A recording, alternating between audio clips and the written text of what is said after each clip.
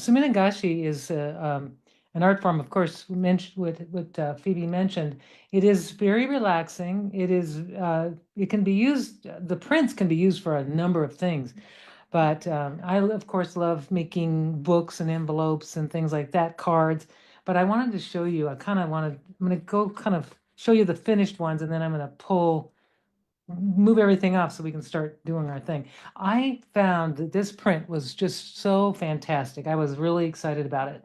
And you'll notice this when you're doing Suminagashi, it's the paper, the water, the ink, the way if you put dispersant or surfactant in it, there's a lot of factors that will give you either really clear prints or like yesterday, yesterday I practiced. It's still, they're different. They're a little blurry. I have no idea why it was doing that.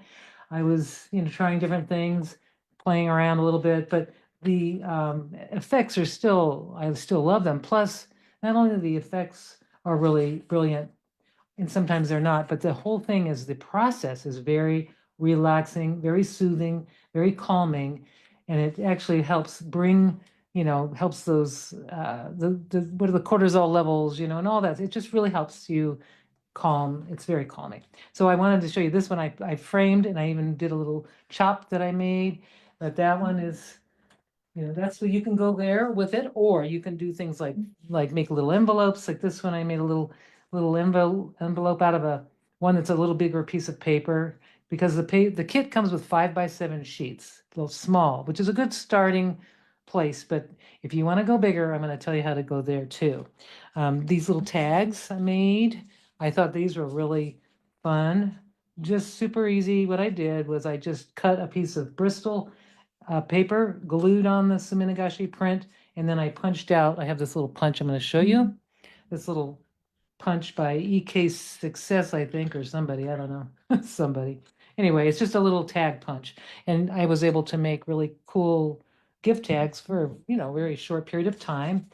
And then this one, and I don't know if she's here today, but if she is, Nancy Akerley, well, I'm going to tell you, Hetty Kyle is my hero. Besides Tomoko Fusei from Japan, who is my origami hero, Hetty Kyle is my bookbinding hero.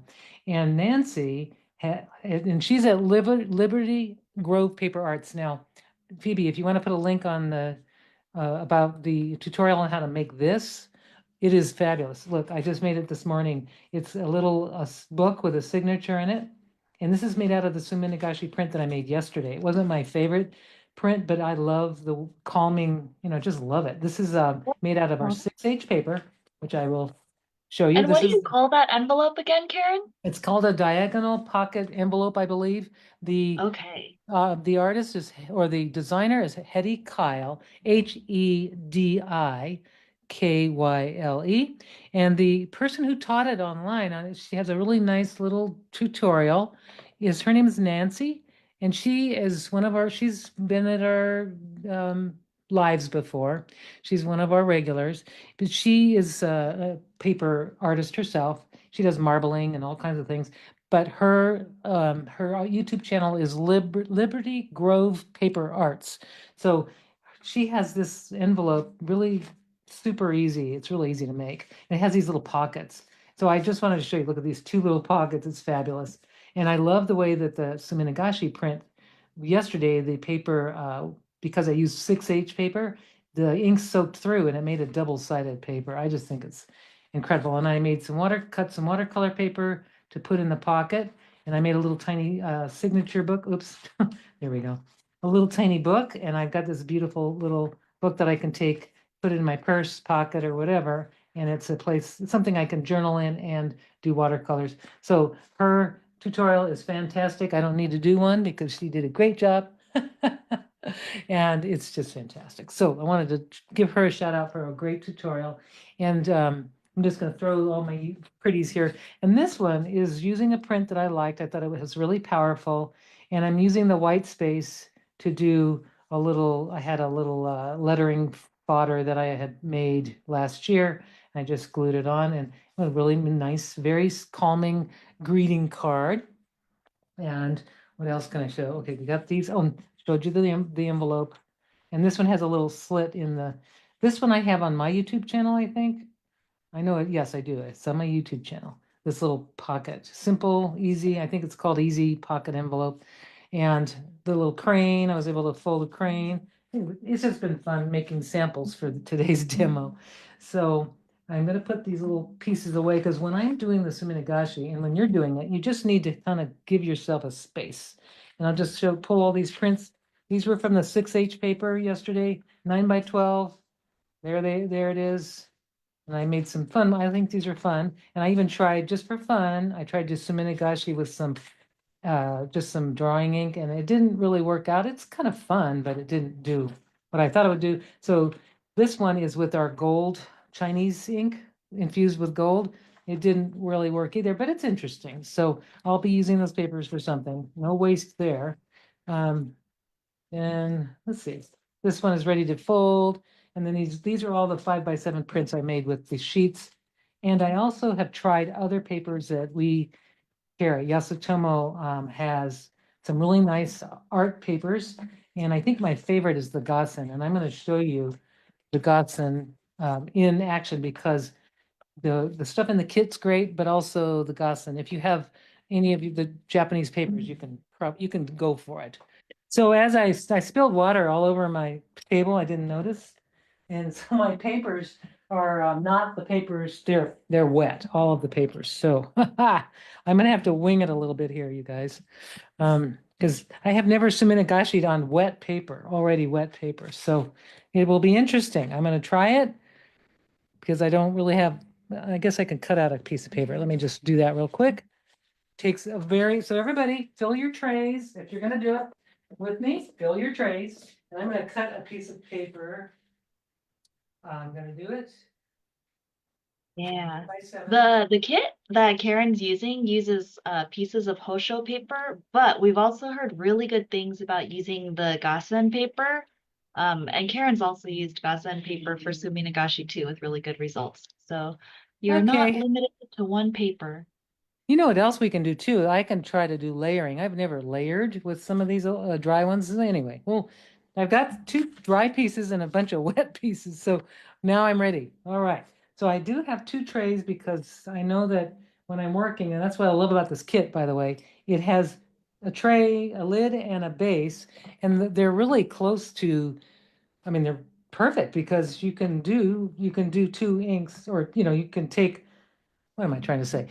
When one tray gets contaminated, if it does, you can just move on to the other tray. But I'm just going to move this one just a little bit out of the way. I'm going to turn my tray so that it's kind of at a better angle. And I'm going to now get ready to do the ink. So what I have is I have 2 trays now, or 2 dishes. Now this is what comes in the kit. These little cool plastic ones. But if you don't have the kit, you can just use these little dishes. I've already put a little drop of dish soap. Now, I want to tell you that if you can try these. These are like professional surfactants. One is called Photo Flow by Kodak, and one is called it's Marbling Surfactant by Pro Chemical and Dye. Those work okay, but you know what works better is just plain old dish soap. So I found that out that it works way better. Now, what I did is earlier today, I put 1 drop of dish soap in clear water, and I kind of moved it around so it got sudsy. But I'm going to put this in my clear ink. I'm going to call this my clear ink. I'm just going to put it in there like this, like so. So you don't need a lot of soap. In fact, if you put too much soap, it really makes a difference in how your prints look. And I hope you can see this okay. Looks like I think you can. And I have paper towels here for drying prints. And for the paper that I got all messed up, you also have 2 brushes. This is the CC ones. They come with the kit. And I pre-wet them. So if you have water, just, pre-wet them. You don't want to work with them when they're dry. You need to get the water out of them and get them wet and damp so that they're ready to go. And then the other thing is you're going to take 1 drop of soap in your dish and you're going to put your ink in that dish. And you can put in, so a very small amount of ink You might just have to think about 200 drops of ink and 1 drop of dish soap. And I don't want to do 200, but anyway, I'm going to see what I can do here. There we go. It's going to be a little more dish soap than I probably want. But when you set up your space, just kind of do it like, and I'm hoping everybody came back. Hope we were able to find us. We kind of went all over the place.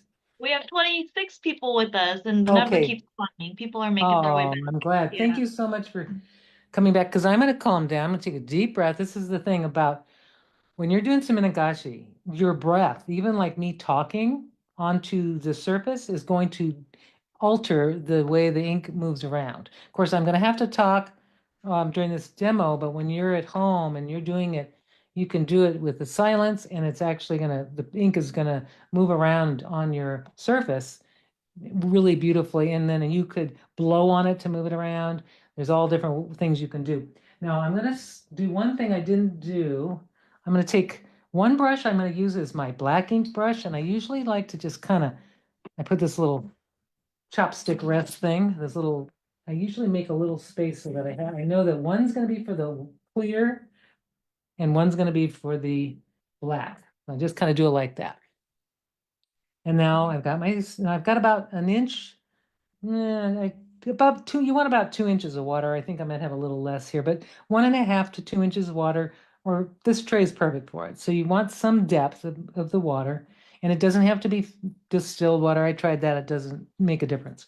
So now I'm going to have to, this one, I'm going to have to stir this one gently to move that soap, kind of mix it in the ink. And that's a lot of ink. Normally I wouldn't have poured that much, but I know that I needed to kind of make the ratio of the ink, the soap and the ink a good ratio. So you want to load your brush, just kind of gently stir it if you have soap in there. Load your brush up generously with a generous amount of ink, and get your paper ready wherever you've got. I'm going to try the wet paper just to see what happens since it's out. And then I'll try other stuff. Okay. And then you take your water. This is the clear ink. We just call this clear ink. And you just want to load that up until you come to a point, and you want it to be saturated but not dripping. Okay. So this one has a little hair at the end. I don't like that. Uh-oh. Now, if you do find that your brushes have a little extra hair, remove those ahead of time. Like I just see one and it's going to drive me crazy. So I'm going to pull it off if I can, because it's going to make a difference. See that little hair, that little loose hair? It sheds, and they do shed, and that's normal for them to shed. But you want that tip to be nice and sharp with the ink, okay? And then I'm going to go ahead and load it again. And now when you hold the brush, you want to have them in your holding in your right and your left hand, and you're going to hold it at an angle, or you can hold it kind of straight, kind of like, I don't know what angle that is, 45, 50, 90, it's not 90, but basically at a sort of an angle. What you want to do is gently touch the surface with your tip. You don't want to go down below you don't want to break the surface. If you can avoid it, just touch it and see what happens. Okay, there it is. Okay, so my first layer, if you can see that, and then I'm going to put the clear ink in the middle, and I'm going to just alternate the clear and the ink. Now I'm noticing the clear is kind of doing a weird wonky thing. I don't know why, but I'm going to just reload it, and maybe it's the tip or the hairs of the brush, something. But you can control how these circles move out depending on, like I'm going to hold my brush a little straight up. And you can see I made a really nice circle there. I'm going to hold it straight up, and I'm just barely just kissing the surface. Because if you go below the surface, you'll break that tension of the water, and the ink may sink down. But look at that. See, the longer I hold it, the more the ink spreads, the clear and the black. So just alternate these these little drips, kissing the surface. And then if you want to start, I'm going to make a print right now just because it looks interesting. And then take gently put your brush to the side, and that's kind of an interesting shape. And I'm going to do a little thing. I'm going to just take my hand, and I'm going to gently move I'm almost seeing an animal shape coming out. Wow, looks like beautiful. So I'm just moving my hand so gently, and I'm trying not to put my breath on it. And I'm kind of creating this little circular, kind of very, very slow, deliberate circular motion. I'm gonna use a dry one. This looks really cool. So now I'm going to just take the paper and now you want to drop it down. Yeah, it's kind of you just have to drop it in. Drop it in. And there, I got a print. Now that's my first print and it kind of smeared a little bit, but that's okay. Now, if you want to get some of this extra off, you can actually take some paper, take it off like that if you want. There's ways to do that. So you can just kind of peel off that extra paper. But I'm going to just lift it out of the bath and I'm going to put it on a paper towel. There it is. Isn't that gorgeous? That looks like a dragon or something. Oh, wow. So that when that dries, that's going to be striking.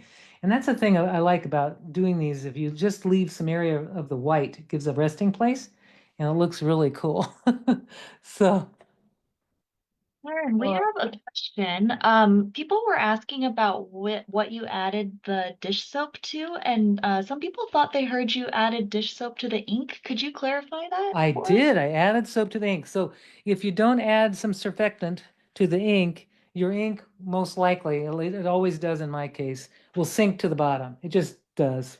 So you just put a tiny drop, not much, because you'll notice if you put too much, it'll be a mess. So now this is like a little area here. It's a ghost print, I call it. And I'm just going to stick that wet stuff in there and I'm just going to pick it up and I'm going to pick up that extra ink, and I've also got a nice marbled effect. So I'm just going to lay this on.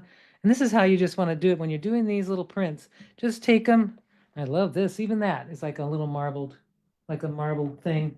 I'm going to find, oops, I don't have a drying area, but I'll just throw it on my floor. And I'm going to grab some Sorry, more Karen. I'm paper. just going to ask for one more clarification. Yeah, So that was about 1 drop of dish soap to about 200 drops of water on the clear one. And yeah. then for the one with ink, Same ratio. So if you want to be so 200 drops zinc, so like, right, that's about probably more than that.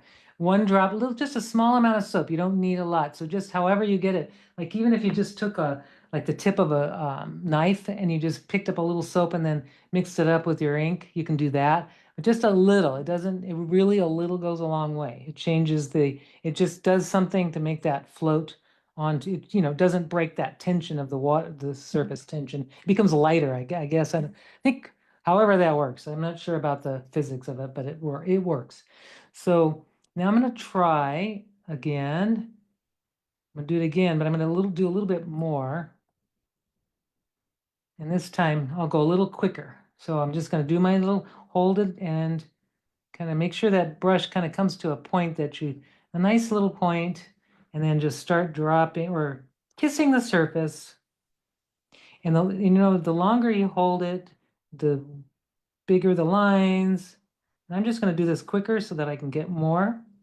And you can do other things too. You can make it more wonky if you want. You can add, um, inks in different areas like this. Here I'm just doing it kind of over to the side. You can do another one here. Really, and if you play some calming music instead of hearing me yakking, you'll really find yourself getting into a really zen moment. I mean, I was doing it yesterday and I just was in a different world and it felt so good, with things that are going on in the world. It's a nice way to escape, without hangovers. I hope you can have it's just a good way to escape. And then, you can also meditate and think of things. And it's very creative. Look at that. I love these. So just adding the little dots in different places is kind of fun. So I've got 5 little areas. Or 4. I'm going to do a 5th because I'm trying to be compositionally good here. And there we go. I'm just going to do it simple like that. And this one, I'm just going to let the air, as I get ready with my paper, just let the natural air in the room kind of do its thing. But if you want to get crazy, so here, instead of touching it like in traditional marbling, you would use a fork or something and you would drag that fork and it would change the paper, the ink. Now I can do the same thing. I can take my paper and I'm just going to gently wave it. You see the water is moving and also the lines are becoming more like jiggly jaggly, and I think that's beautiful. Wow. Okay, I'm just going to drop it in. Here it is. And you'll find it however you drop it in. It's the first, when it hits there, that's it. It's going to stay like that. Now, I could take some of this other paper here. I'm going to just do it because why not? Since this print has already been made, it's sitting in there in the water. I'm just going to do this. I'm just going to take some prints of with the ink that's already there. I think that's very cool. I can get an edge. I love that. I've got a little edge now. And I'm going to try, let's see what happens when I get it with the wet paper, which I didn't plan. But anyway, sometimes good things happen when you don't plan. But this one is really fabulous. I love that print. So I'm going to take that off. And you'll notice like if you're, sometimes depending on the papers that you have, they may be more, not as black and saturated as this. And that just depends on the paper, I think, and if there's sizing in it or not. Now this one, that one soaks right through, which is nice. You get a double-sided paper. You'll get paper that has a print on both sides, which is cool. I'm going to do another print, except this one's going to be a ghost print, or I call this a ghost print because it's a second pull. Now this one happens to be Gossamer, but it's wet, so I don't know what's going to happen, but we'll try. I'm going to turn it this way and see if I even pick up anything. So it looks like the wet area is not going to really pick up any, much of the ink, which could be a fun thing. So there's that. I think that's pretty. Now, Gossamer is a really good paper. It will take your prints really gorgeously. All right, there, we got that. And so just make prints, as many prints as you want. I'm just going to show you, let's see. I'm going to grab, what else? I'm going to make sure that oh, I want to do a layering. I want to try layering because I wanted to see how that works. Okay, I'm going to grab the paper that I had yesterday. This is, and I'm going to cut it down. So it's going to take me a second. So what kind of paper is in the kit? That's a good question. Isn't it? That really good question. Phoebe, which paper is it that's in the kit? Those are Hosho papers, but they're cut to 5 by 7 inches, like Karen said. Do we have, I'm talking from a distance because uh, I'm cutting a piece of paper. So Yeah, and we have Hosho paper. It might be a little bit different, but the paper is also Hosho washi paper available in pads of 48 sheets, and it's much larger. So if you wanted to use that paper to do much bigger prints, I believe it's a 9 by 11, or sorry, 9 by 12 inch paper pad. I'll mention that too. And then thank also you. Cheryl asked a good question. She said, does it matter what side of paper you put down on the water? Very good question. Yes, you want to put the smooth side, and I should have mentioned that in the beginning because there's a rough side and a smooth side. You want to always print on the smooth side. And the rough side of these papers are good for when you want to mount them or glue them onto something because that will hold the roughness will hold will attach better to the surface you're gluing it to. But the smooth side will give you a clear, nice print. So I'm trying this paper. I'm going to do a print and brand new print, but it's a layer. So let's just see if we can layer. And this is a new thing for me. I've never done the layering before, but I think the getting my papers wet has given me an opportunity to try something new. So anyway, this is my favorite part is though just the experience of making these little rings kind of rippling like in a pond. It's just really relaxing. And I hope you can see that okay. For me, it's just, and then if you notice your rings stop spreading, just load it up again. That's interesting. Load it up and do your thing. And then, do whatever you need to do to get that to spread. And I'm noticing I did a pretty good job of the amount of soap because I'm not seeing any sinking of the ink. And yesterday, because this is a practice. So when you first do it, you may not get, it may take a little bit of practice to get the effect you're looking for. Or you may have ink that just sinks like a bomb right to the bottom.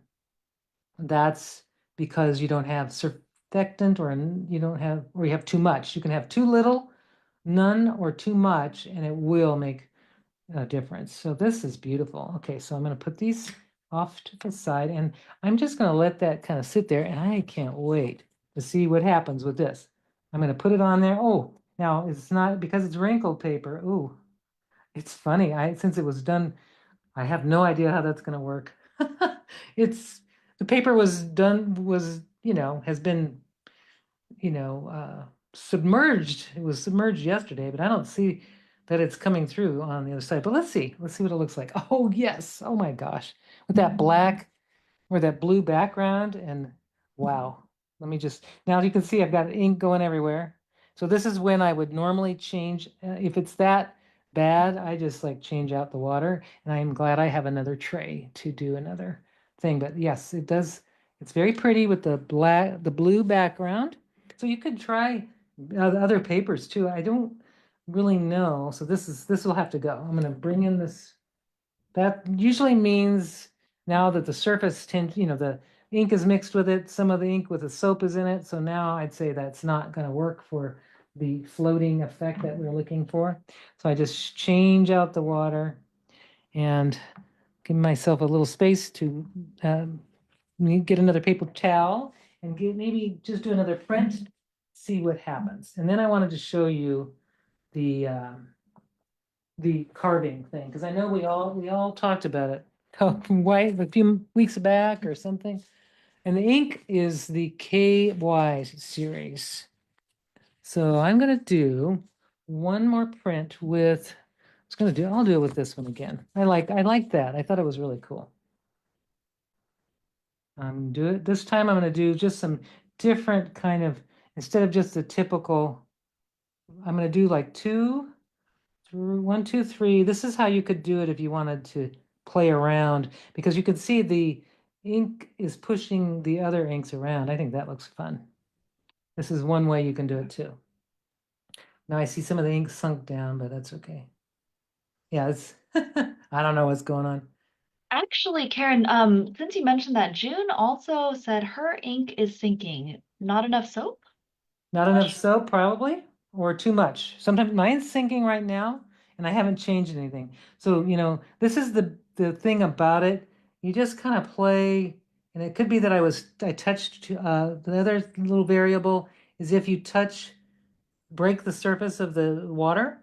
If you just go a little too heavy-handed on your brush, touching it, you may break through and it could sink. That's one factor. The other is just too little or too much surfactant. I'm doing, like right now, I'm being a little more gentle on how I'm making sure I don't touch that or break through. I'm just kind of gently dropping, just kissing the surface. And this is different. I've never done this before, but I'm just trying different things. And this is like how it works. Some days I get these perfect prints, and then some days I get these wonky, wacky, who knows why, but it's just the experience that I look for. So there, I'm just going to put it on, and I'm going to lift this one off quicker this time because I think it's really pretty. And I got that nice blue background, lovely. You can, if you want to, you notice there's some kind of bleed. It looks like it's bleeding. It's really running off. You can actually, I don't know if I can, I'm going to use the soapy water. It might not work. But you can rinse it, like really quickly, rinse it, and that will take that runoff. Of course, that was soapy water, but that will take that extra ink off if you wanted a clearer print. But that's pretty. That's going to be nice.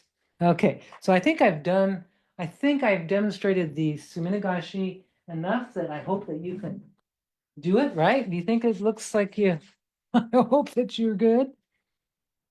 And then when you do this, you just want to, as you clean up, like I'm just going to make a clean up right in this here. I'm going to clean out my brush, and you always want to use, like, maybe mark your brush. Like I'll take a perma writer here. I'm going to call this is my ink, my black ink brush. So I'm going to call this just ink. I'll just write ink on it, because if you don't, that's for ink. All right, and then I'll save that always for my ink, and then this will be clear because I'll put H2O. Then I always know these are my brushes, I won't mix them up. It's just better that way. If you're going to practice Suminagashi, do that and you'll be a lot happier. So is there any questions you might have that I haven't covered? Elka asked, that the blue paper, is the blue paper Suminagashi that you did with the blue ink the other day? The blue Um, paper was basically is a piece of 6H paper that I had printed. It wasn't a great print, but I used some drawing ink like FW or some kind of drawing ink, and it didn't float at all. It didn't do what I wanted it to do at all on the paper. So but it still kind of colored, made a beautiful color, but it didn't really make the marbling that I was looking for, the patterns. But so that's what that was. So just basically it's a layered print. So I think it would have worked better if I had sort of pressed the paper flat so there were no bubbles on it. And there, because there were, I didn't press it. So it had like these little bubbles and it kind of floated a little weird. And another thing, so if you're having trouble with your paper, your prints are not coming out sharp, you notice the first print is very clear. So the first print gets clear and then it starts to get, because of the other ink that's floating on the top, it starts to get these little grayscale kind of things going on. So really, if you want to have a print that's perfect, you want to change your water every single time. I think that's probably my biggest tip is change your water out every single time. And then you'll have, by the way, Karen, yeah. I got an email because Beth is also watching, although she's not in on Facebook. Oh, So okay. yeah, her question came in by email. She was wondering if you could try Suminagashi with the golden or silver ink. Beth, this is answering your question. I did try using, I'm going to show you the ink. Oops, that's not it. There it is. Okay, this is the ink I tried, and it did not look good. I'll show you what it looks like. Now, I think straight gold and silver might work, but it is a little on the heavier side, so it would have to be this is what it looks like. I don't see any, I don't know where the gold went because it didn't sink into the bottom either. It just kind of looks like a warm color, but that's using the traditional Chinese ink. And it kind of made some really nice patterns. And then as I kept going, it got really grainy. Really interesting though. But I don't know about just plain silver and gold because frankly, I don't have any. But I know we're going to be getting some soon. I guess we're going to be getting some gold and silver ink, right, Phoebe? Actually, no, we are No. not going to get gold and Oh, silver ink. That would be oh, amazing. But we are going to get some other colors of ink, including a new golden black ink. So stay okay. tuned for updates with that. And that is more metallic, because I remember seeing that. That had um, a lot more gold in it than the current does right now. So I'm going to show you this little thing, because if you want to make a little chop, if this is the time I'm going to show it. I'm going to show it with the Niji carving tools. And I thought, no, I don't use the Niji carving tools that often for that because they're made for wood but gosh, I found out because of this is the 7-piece set. And this set has exactly everything you need to make eraser carvings. So I'm very pleased. Now you have a sharpening stone that comes with the set, and I think we have different configurations of these tools, but this is what I have right now. We also have a professional set, but I'm going to just show you the really quick way, and I'm going to change my angle here so you can change in my camera angle. If I can remember how I do it. Oh, there it is. I'm going to try to do it from the sides. We'll see if it works. Oh, yeah, there you go. So I'm going to have to bring these up a little bit. There we go. Now, I'm going to show you how the process goes. And this is a little closer up. I hope this works. You can see it. So what you do is, let's say you want to do a signature, okay? And I'm going to do a signature. It was simple, right? So I've got this little tiny piece of eraser material, and this is by Seed. They make this carving material. You can get this with a black, or it sometimes has a green cover, but it's really nice, heavy duty, very slick, nice carving material. Better than eraser carving for sure, but it's just as soft. And if, let's say, you want to do a signature that fills in this little small area, because it is small, I'm going to do like a simple, you could do a little script one, which I did with these. I think these are really fun. I just did these today and I really like them. So I'm going to do why not? I'm going to do something that fits in here. So it's going to be, my initials, or I could make another person's initials, but I'll do mine. And you can play around with like how you would do the font because this is what's fun about doing these. You can make up stuff and then it looks, that's probably too big, but I like that. So I'm going to go a little smaller. I like it. So I'm just going to go like this. And I'm using my pencil. This is the artist pencil, the 9mm. And I'm just going to go like make a little scripty thing like this. And then I'm just, and this is another meditation in itself, just really fun to just kind of make up.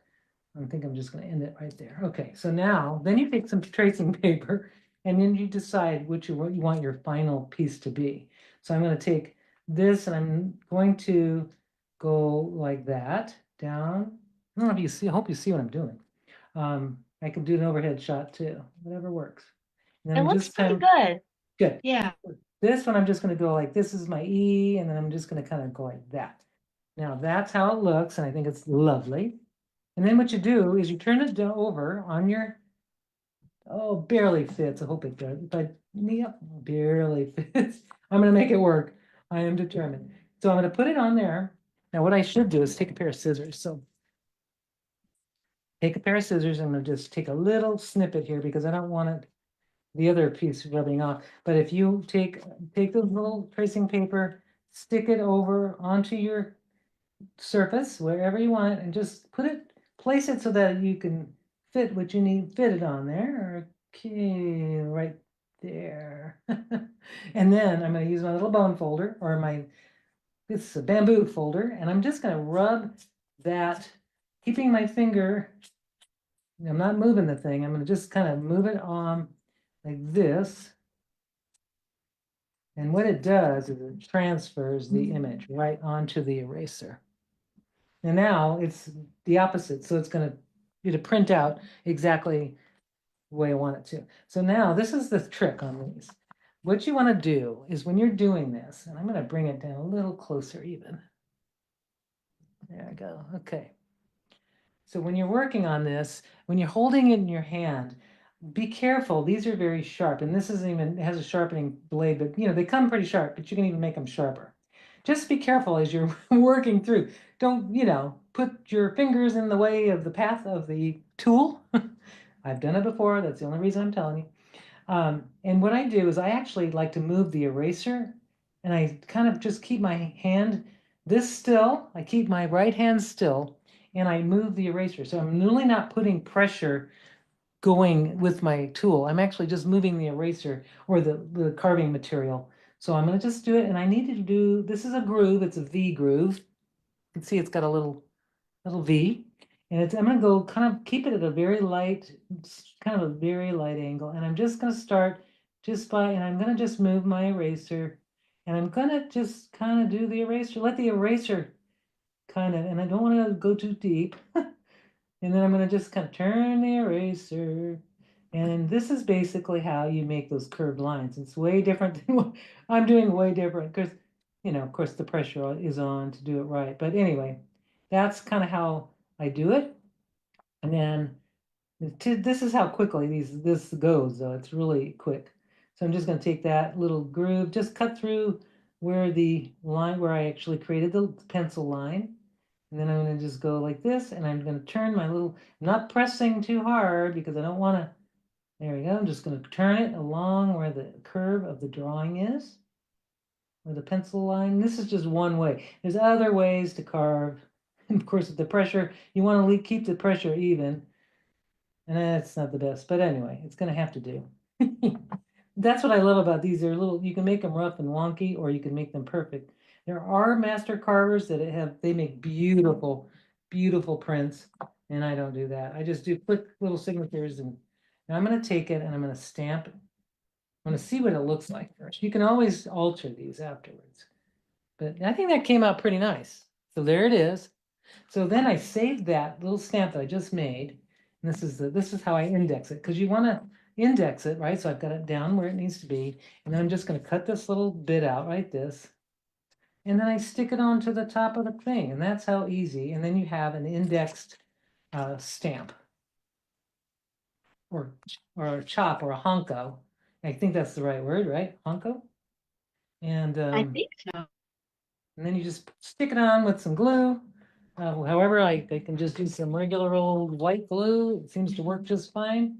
And I put the white glue onto the eraser material or the carving material, and then stick it on there. And I want to make sure that it's the same direction, so that when I stamp, I'll know exactly where I'm stamping it. There, and now I have a little signature for my little Suminagashi prints, and that's why when you have the white areas, those are the areas that you'll want to stamp. So now I'll show you how I do it. So I'm going to go ahead and switch that. But isn't that fun? Just wanted to make sure you saw that, and that we actually had a what's the word, a record record of it. So here is, I'm going to find a piece of a print that I made, and I'm going to find a little one that has that white, like this one is a nice little print, but it needs to be finished. It needs, if I want it to be a fine art print, right? So I'm going to put it here, and I'm going to decide where I want it. I mean, these Suminagashi prints have these little, almost look like little animals or something. It might even be, I could maybe put a little beak on this. It could be some kind of animal with legs and a little tail. And so what I'm going to do now is I'm going to take maybe, yeah, I might as well just use the one I just did. And I have a red, kind of a reddish ink. You could use black or red, but red is always nice. And now I'm going to just place it. And it's really, the placement of these is really important too. You don't want to just, I mean, it's part of the composition. The red seal is part of it. So you just kind of want to decide where you want to put it. Because once you do, that's it. It's not going anywhere. You can't change it. There you are. Oh, I'd love that. So there, so that is that. I love that. So that changes everything with this. And this one this could be in a frame or on a card. The other prints that I like to make, I'll just make something else. And so there, I think, and it's actually almost, we got 5 minutes. So is there anything you'd like me to cover or talk about that you'd like to know about now? Let me know, because I'm here for that. It looks so gorgeous. I wonder, because maybe there were some people who started the live or who didn't start the live with us. Do you have those other pretties that you started with around? And Yes, maybe let's finish off with those, because the showing off of the stuff. So what I'm going that's to so do, because gorgeous. if I don't move this, then my pretties are going to not look pretty. So I'm going to move these out of the way a little bit, and I'm going to get these out, and then I'll show you all the things and when we started that you can do with the Minagashi.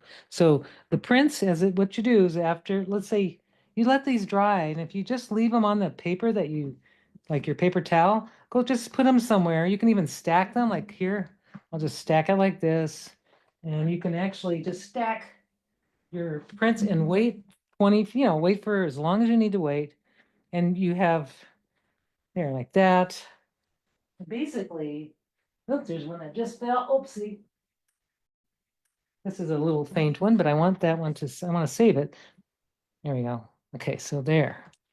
Then I just put those aside, and I'll wait, and I'll have a nice flat papers. I won't even have to flatten them because they're already flattened. Okay, so let me show you the pretties now that I've made some room. Okay, here they come. All right, so here are the different things I was making this week.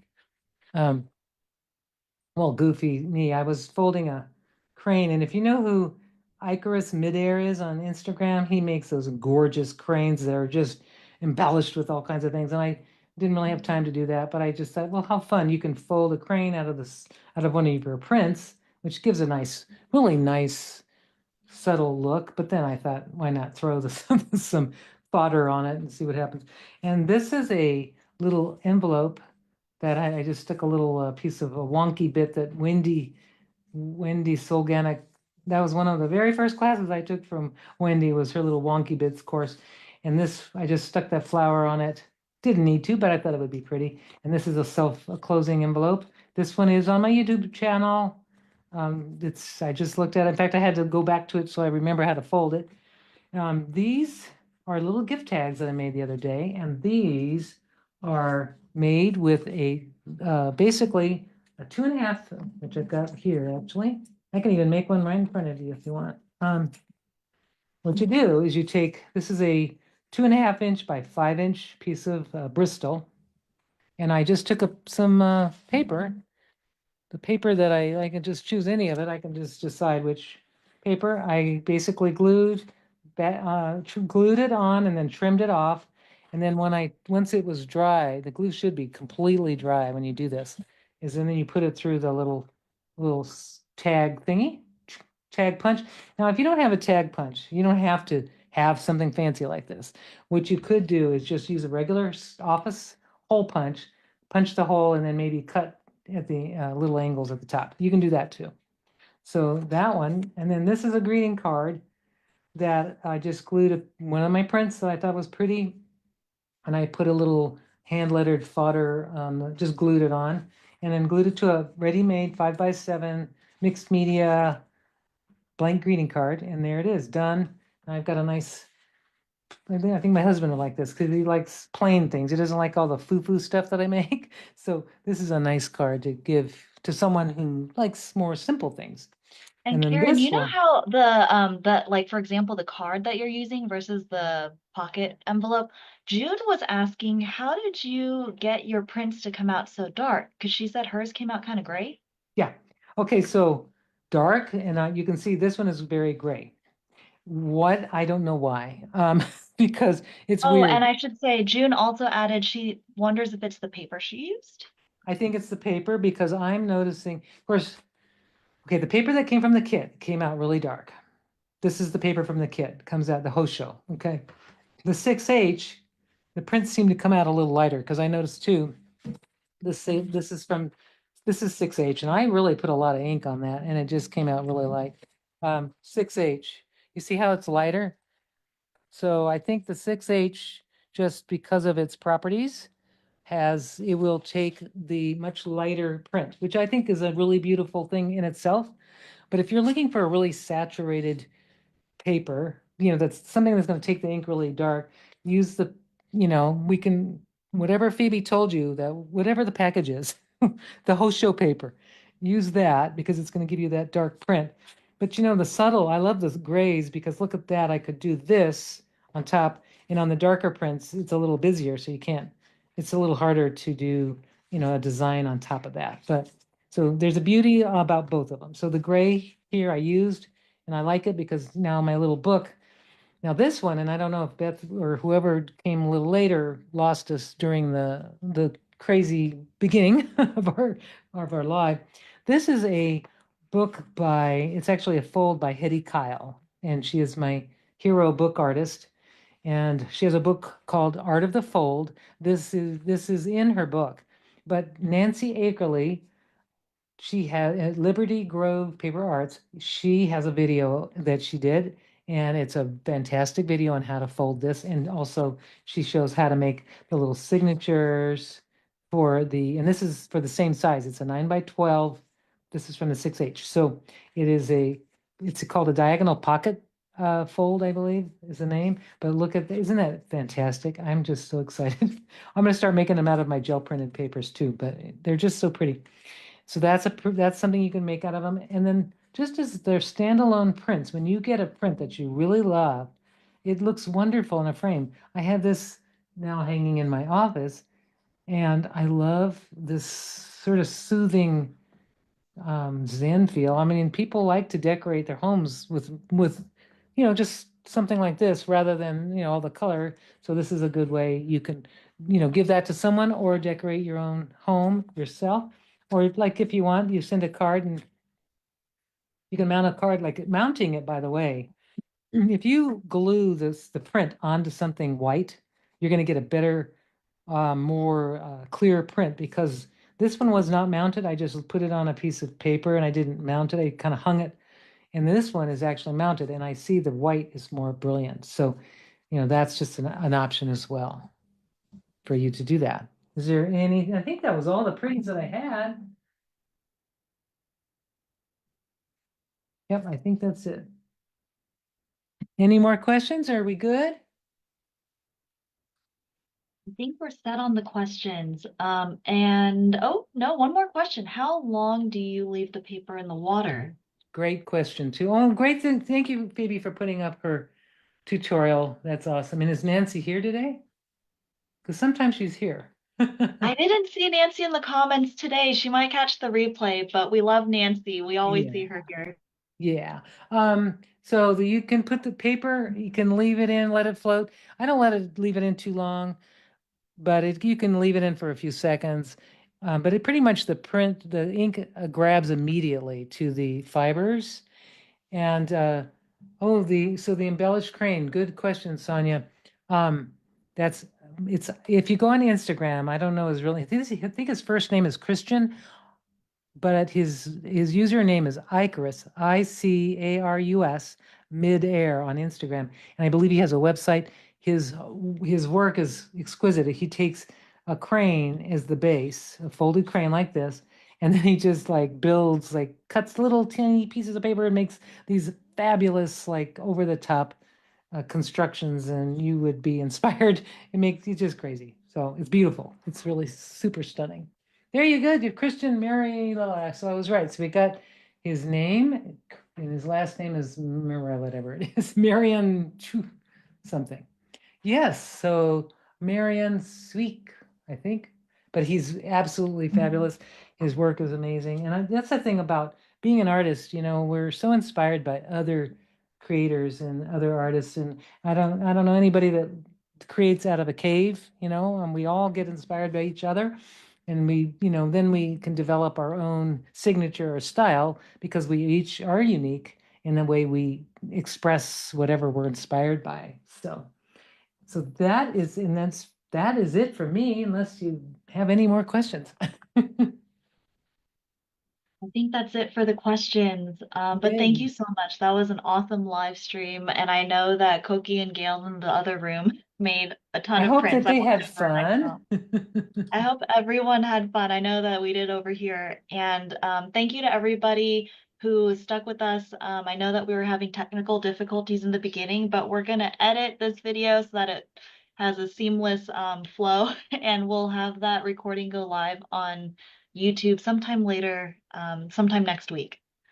All right, wonderful. Well, thank you everybody for joining us, and we will see you the next time. Please put in the comments what you would like to see from us.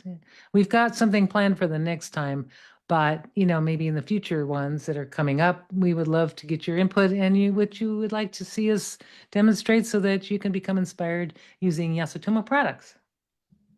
Love it. Yes. And thank you again for joining us.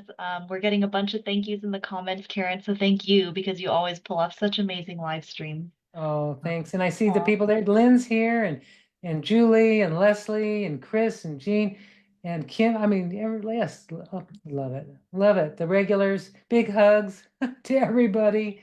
And I'm so glad. Yes, play and post your work, post your discoveries. We'd love to see them.